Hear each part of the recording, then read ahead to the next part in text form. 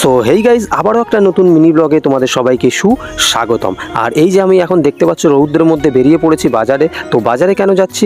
বাজারে যাচ্ছি হচ্ছে যে প্যাঁচার বাচ্চাগুলো আছে ওদের জন্য খাবার জোগাড় করতে। তো দেখতেই পাচ্ছ আমি চলে এসেছি মাছ বাজারে, আর এখান থেকে মাছ কিনে নিয়ে চলে এসেছিলাম সোজা বাড়িতে।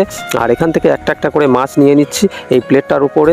তো যাই হোক তারপরে এই যে দেখতে পাচ্ছ আমি মাছগুলোকে কেটে টুকরো টুকরো করে নিয়েছি।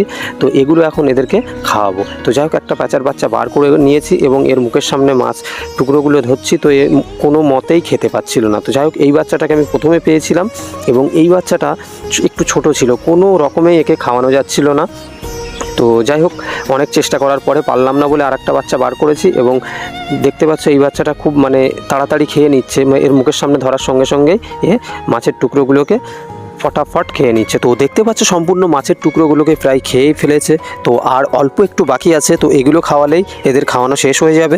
আর এই যে বড় বাচ্চাটা ছিল প্যাঁচার, তো এই সম্পূর্ণ বেশি খেয়েছে আর ওই বাচ্চাটা খেতেই পাচ্ছিল না। তো যাই হোক এদেরকে আবার আমি বন দপ্তরে দেওয়ার জন্য কন্ট্যাক্ট করেছি।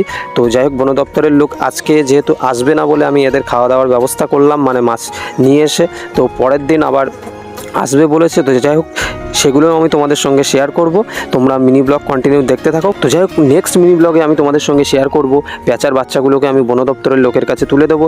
তো টাটা বাই বাই, দেখা হচ্ছে নেক্সট মিনি ব্লগে।